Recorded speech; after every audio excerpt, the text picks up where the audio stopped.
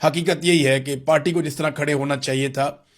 وہ اس طرح کھڑے نہیں ہوئے، اور اس کے پیچھے ایک ریزن یہ ہے کہ پولیٹیکل پارٹیوں سے لڑنے کے لیے ٹرینڈ ہوتی ہیں،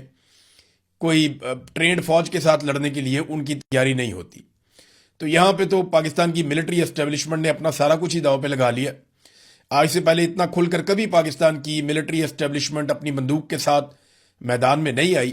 جتنا کھل کر اس مرتبہ وہ میدان میں آئے۔ ہم نے D G I S P R کو سنا، انہوں نے کیا کچھ نہیں کہہ دیا، عمران خان کو ذہنی مریض تک کہہ دیا، ٹولہ کہہ دیا، انتشاری کہہ دیا، پتہ نہیں کیا کچھ وہ کہتے رہے،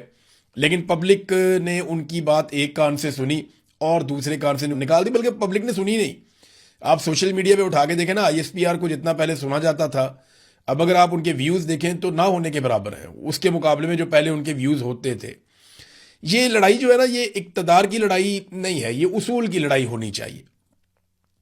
آج پاکستان تحریک انصاف کا مار کھانے کا ٹائم ہے، تو انہیں مار بھی کھانی چاہیے اور ڈٹ کر مار کھانی چاہیے، عزت کے ساتھ سر اٹھا کر مار کھانی چاہیے۔